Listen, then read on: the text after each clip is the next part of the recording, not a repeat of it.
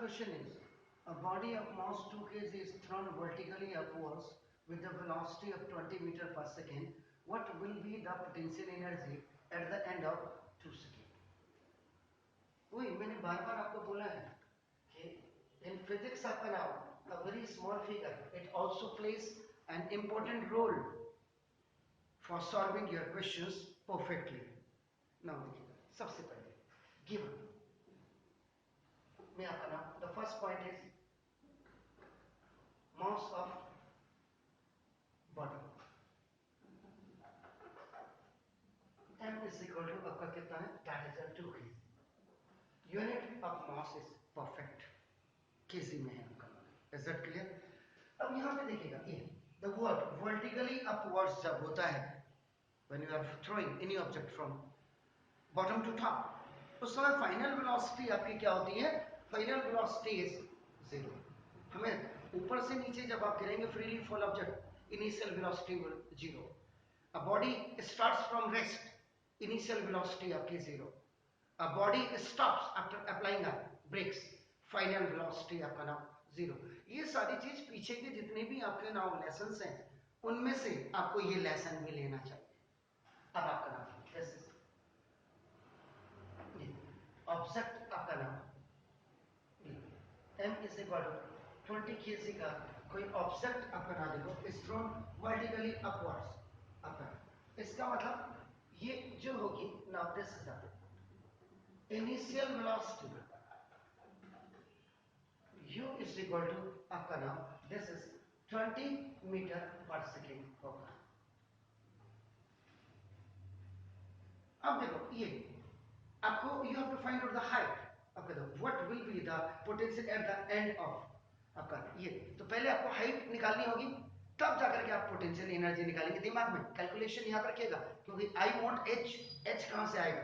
देखो जब इस ऑब्जेक्ट को आप ऊपर पहुंच रहे हैं फेंक रहे हैं at the end of 2 second, यानी कि ये 2 सेकंड में इसकी हाइट निकालनी पहले मुझे जरूरी है.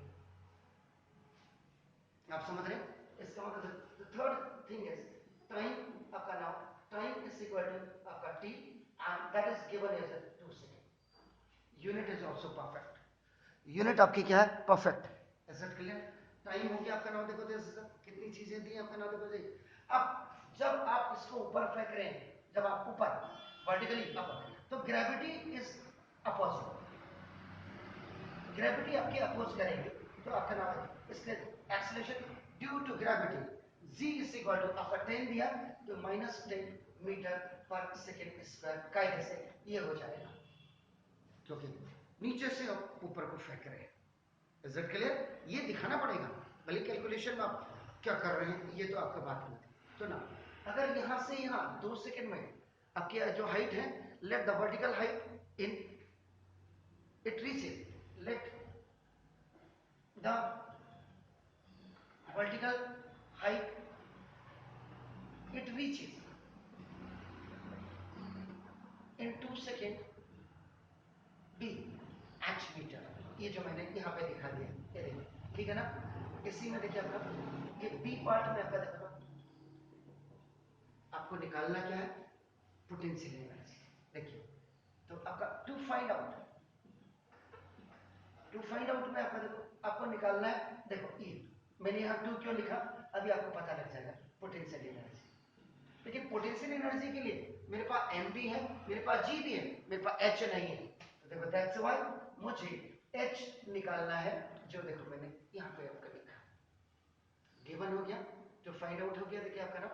अब ये यहाँ से मैंने कैलकुलेशन स्टार्ट कर दी है कि suppose the object which has a weight of 20 kg is thrown vertically upwards and it reaches after 2 seconds at a height of h. Is it clear? अब आपका नाम देखो यहाँ पे फॉर्मूला रिक्वायर्ड. अब इक्वेशन ऑफ मोशन को आप याद करिए. इक्वेशन ऑफ मोशन में ऐसा कोई फॉर्मूला है जिसमें h फाइंड आउट करने के लिए आपका u भी हो, t भी हो, g भी हो.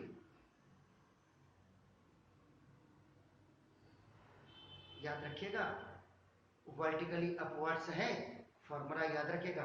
तो now by second equation of motion आप यहाँ पे यूज करेंगे एंड दैट इज एस की जगह में एच हो जाएगा, h is equal to u t plus half g t square. S is equal to u t plus half a t square होता है, लेकिन यहाँ पे ग्रेविटी जो है एक्सेलरेशन ड्यू टू ग्रेविटी है, याद रखिए h is equal to u 20 into 2 plus half into 10 g और टी अपन 2 का स्क्वायर। चलो हम this h is equal to it's 40 plus 5 is 5 आपका 2 to the 4 5 is 20, तो now h is equal to 60 metre height. Check कर लो सही है। अरे सर ग्रेविटी अपोज कर रही है, ठीक है, तो पहले तो आप क्या करेंगे, यहाँ पे ये दिखाएंगे, देखो gravity half g t square, तो आप पहले क्या करना -10 रखना, देखो आपका और ये आपका 2 का स्क्वायर है, तो ये -5 हो गया आपका, देखो ना। अब आपका देखो this is the 40 plus minus का माइनस हो जाएगा और आपका देखो ए, आप समझ रहे हैं 2 to the 4 दिस इज 20, ठीक हो गया। तो ये अब यहाँ पे आएगा 20 मीटर, मेरी हाँ में हाँ बिल्कुल मत मिलाइए। तो यानी कि that object which has a mass 20 kg if thrown upwards in 2 seconds it will reach at a height of 20 meter only।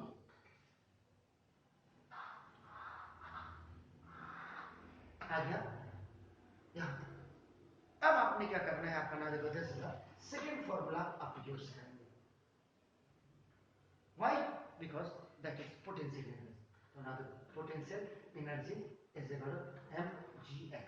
m का मतलब 20 है ना, it is 20 है।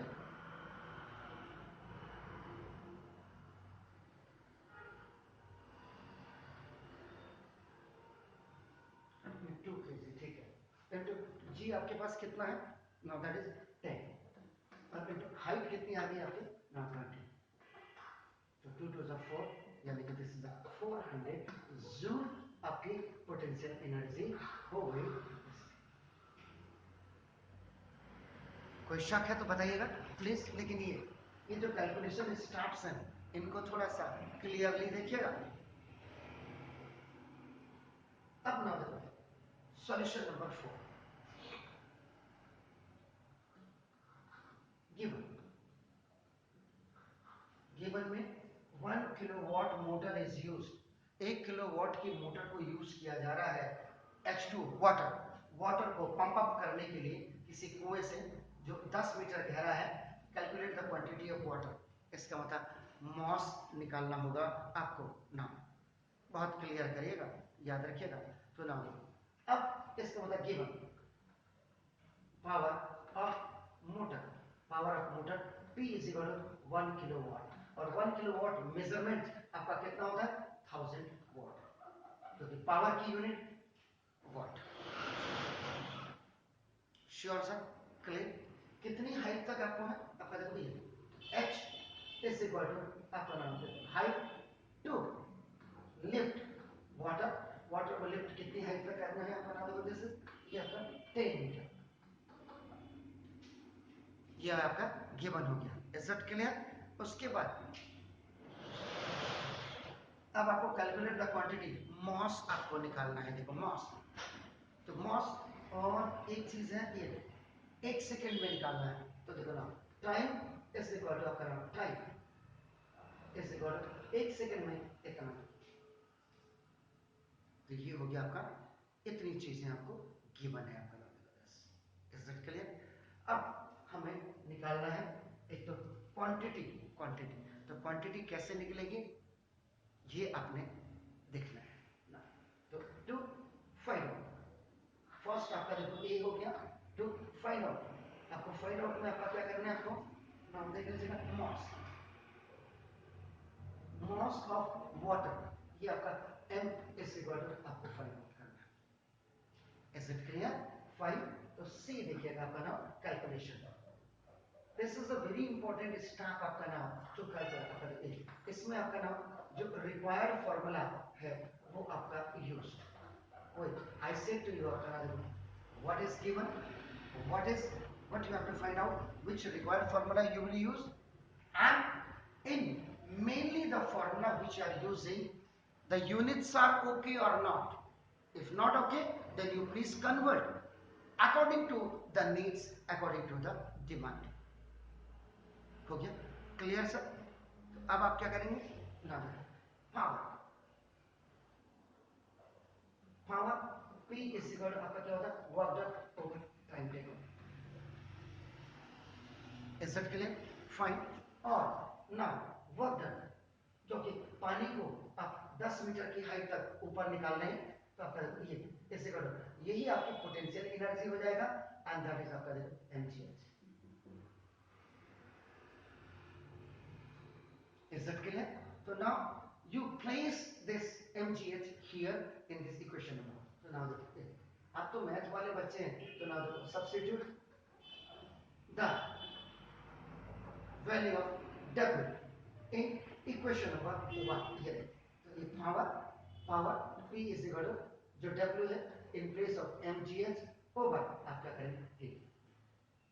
अब यहाँ पे सबसे बड़ी बात है कि आपको ट्रांजैक्शन बहुत क्लियर होनी चाहिए. ये यार बार बार ट्रांजैक्शन कहता हूँ कि जब आप ये देखिए दिस बाय क्रॉस मल्टीप्लिकेशन, जिसको आप कहते हैं कि एक perfect acknowledgement, because I have to find out the mass. तो मॉस m देखिए अपनी जगह में, this is going up p into t over this g into h is coming down. So you can find out the value of mass of water. So m is equal to p. देखो this is 1000 into time. आपका देखो this is what is that? 1 second. Now into the value of g. अगर आपको दिया है well and good, नहीं दिया है आपका नाम देखो तो g की वैल्यू आप 9.8 रख दीजिए. g की वैल्यू आपके पास नहीं है तो आप 9.8 मीटर पर सेकेंड स्क्वायर रख दीजिए. ये सारी चीजें बहुत क्लियर आपको होनी चाहिए. h at what height आपका देखो, इससे ये खलास हो गया तो देखो आपका ये फिर 1000 हो गया बिकॉज 98 हो गया. 98 से अब 1000 को आप डिवाइड कर दीजिएगा तो लगभग लगभग 1 आपका ये हो जाएगा 0 to 1 k से. तो now this is mass of water now to be lifted at a height of 10 meter आपका नाम is आपका नाम by 1 kilowatt pump, water pump आएगा is आपका नाम दिस 10.21 kg. तो ये मास आपका नाम ये answer. Is it clear? Fine, please do it.